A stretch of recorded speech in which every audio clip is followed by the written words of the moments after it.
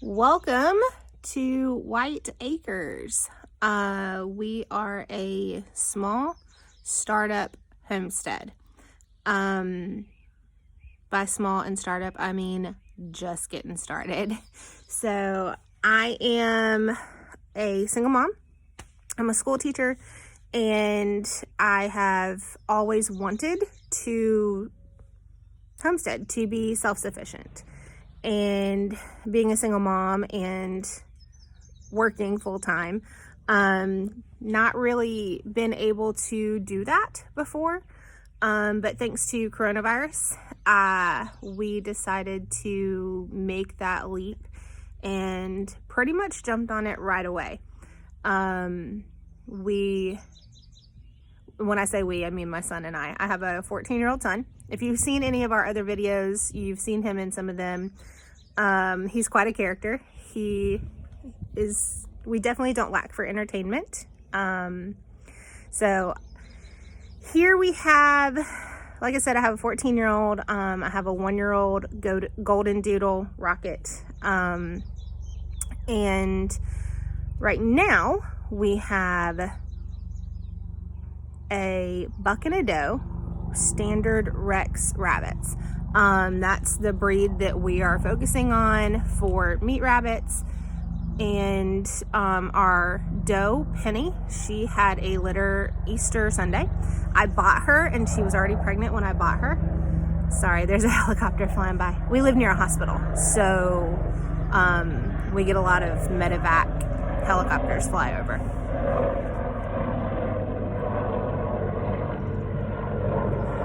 So, yeah, got her and she was already pregnant. So when she kindled, she had 3. She had 7. 4 of them were underdeveloped. And I feel like that was probably from the stress of moving right at the beginning of her pregnancy. But she had 3. And so those 3 are 7 weeks old now. 2 of them we have sold. We have 2 does and a buck out of that litter. We're selling one of the does and one of the bucks. We're gonna keep the other doe, and I'll show you those babies here in just a little bit. So yeah, we are focusing on meat rabbits, and I have a small container garden up front, and I'll show you that here in just a second. They've already had their breakfast. And today I moved these 2 from the mom, left the broken one. So babies are 7 weeks old, and we've got 2 of them. These 2 that are separated are pretty much sold. We've got a buyer. The blue one in the back is going to Alabama. This one right here. And then this one, the lynx, is going to Monroe County. So he's going just a couple of counties away. The lynx is a girl and the blue is a boy. So they will be going to their forever homes next week. But I wanted to go ahead and separate them from mom. We're hoping that mom's pregnant. We bred her to Tony last Sunday. So babies are growing pretty big. I hear my son. He is taking the dog for a walk. So, and then this one, this broken one, we are keeping. It's a female. We need a second breeder, so we're going to hold on to her. She is from a different stock than Tony here. So we'll be breeding Pepper. Levi named her Pepper. So we'll be breeding Pepper to Tony once she's old enough. So some things that I would do differently in our rabbits is I would definitely get a larger mesh. As you can see, we have a good bit of fecal buildup. This is just from this morning, just since I fed them breakfast. I come in and I clean out their cage a couple of times a day, because this wiring is just not big enough.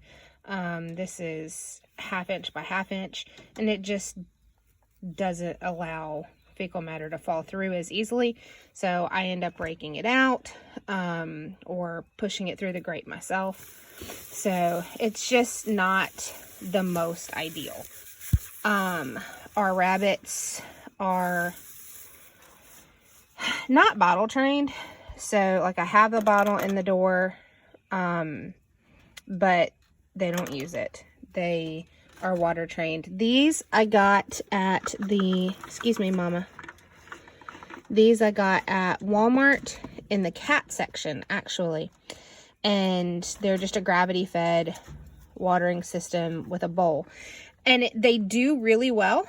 I have them duct taped because it's very easy to knock the bottle off the stand and then they don't have water. So, and I was afraid of mama knocking the bottle off onto a baby and it injuring a baby. So, we just kind of rigged it up a little bit so that they would have those. You saw in the babies, I got to get another water system for the other cage, because right now I just have the two, one for mama and one for Tony over here. So, but that's kind of where we're at right now with bunnies. Another thing that we will do, my son and I will do here in the next, today, before the sun goes down today, we will clean out from underneath we've got a good bit of buildup. So we're starting a compost bin, and truly rabbit matter can go straight on a garden. It doesn't necessarily have to be composted, but because there's a lot of hay mixed in with it, and we're wanting to start a compost bin anyways, we're just gonna tuck all of that in there. So this is just kind of our checkup on our rabbits and what's going on. So like I said, we're gonna keep Pepper, the little baby, and Tony and Penny should have a litter around June the 10th. That's about 30 days out from Penny's breeding. So, and then like I said, these two down here have homes that they will be going to. So yeah, that's our update on our buns. I have to finish the rabbit tractor. We've got a good start on it, but it needs to be finished. And then once the rabbit tractor's finished, we'll give Tony some yard time and Pepper some yard time. Pepper more than any of them until she's old enough to breed. So she's got a couple more months yet before she's old enough to breed. Here comes Levi and the dog. He's got headphones on, so he's been singing. I can hear him. I'm a mean mom. During the summertime, we have a routine and a schedule, and so part of that includes do something outside, do something active. So he's taking the dog for a walk. So a little background on really and truly the container garden, but on us in general. We live on 20 acres of land. My parents own 20 acres, and 15 years ago, my dad and his parents, went in together and bought 20 acres. On that acreage was already a small brick house, which is where my Nana and Papa live. It's kind of in the center of the property. And then my dad had my mom's dream house built, and that's this house behind me.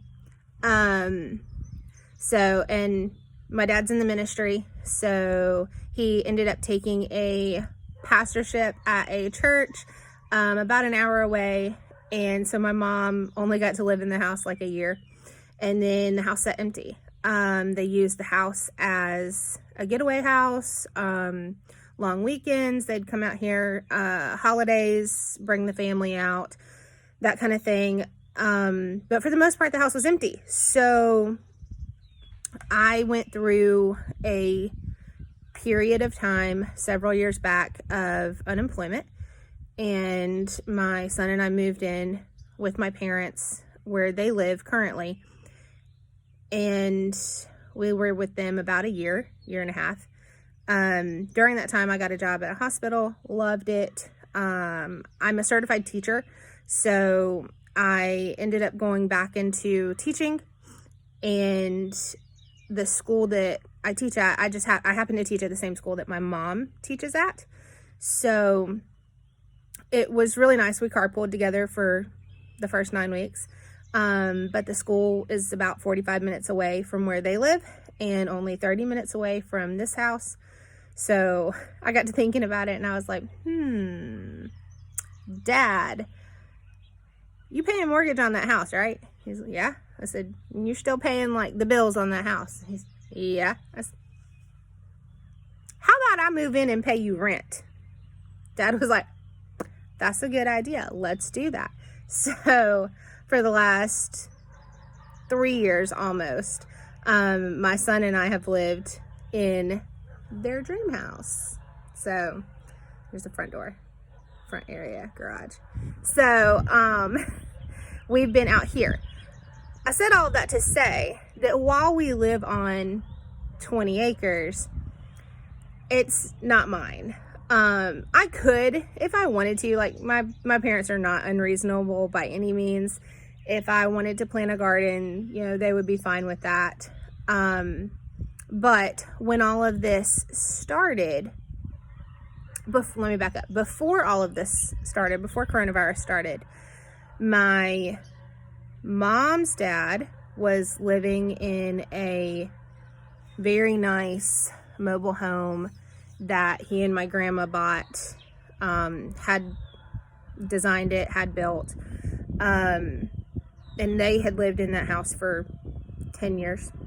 And then grandma passed, and then right before coronavirus, grandpa's health started to fail, so he was not able to live by himself. Unfortunately, he requires round-the-clock care. So he is currently living with my parents. So his place is, no one's in it. So we have, and I knew this was coming. So my parents, there's some renovations and things that they would like to do to this house. And, so we're going to lease to purchase my grandpa's place. So knowing that we weren't going to be living on this side of the property, we were going to be living on the other end. It's 20 acres. I mean, it's not any kind of distance, but, just knowing that we were going to be moving, I wanted to make sure that my garden area was mobile and that we could relocate it if we needed to. So that kind of played into why I did a container garden and not an in the ground or a raised bed garden. Another reason that we've not plowed up and put in a ground garden is because we live in North Mississippi, and where we are, it is all red clay. All red clay. You are very, very lucky if you are in North Mississippi and you have any kind of patch of ground that does not have red clay. It's very tough to deal with. So, again, that being said, we did a container garden. And I'll show you that. So this is it. A lot of these plants I started in seeds. I started as seeds, and then once they started to sprout, I moved them. Hindsight 2020, I probably should have only done one large plant per container. So we've got squash. I have two different size containers. Back up, see, can you tell the difference? Okay, so this first one, that's 7 gallons. The next one is 10 gallons. So I have 5 10-gallon containers, and then all the rest of them are 7. Even the 10-gallon containers, I should have only put 1 large plant in. So hindsight 2020, shouldn't have put more than 1. But so we've got squash, and on this one I've already got, I don't know, can you see? Got 2. Let's come on this side. Yeah, got 2 squash coming in. And if anyone knows what to do to get rid of sugar ants in my squash, let me know. Tell me in the comments, because I don't see that they're actually hurting the squash, but I don't think that they could be good for it. I don't really know. So, and then this container is corn. I have 2 corn stalks and squash. Again, another one coming up.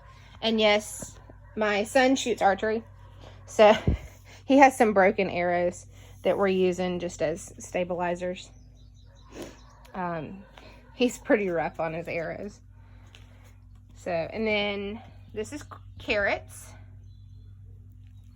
onions, and again, hindsight 2020, shouldn't have put more than 1 tomato plant in a pot, even though it's 10 gallons. These are Big Boy brand tomatoes. I bought them at Walmart, and I did not realize just how big a plant. I thought Big Boy meant like the tomato itself was going to be big, not like a tree. You can hear people fishing on the lake. That's so funny. I hope his truck isn't stuck. I'm willing to bet he got his truck stuck.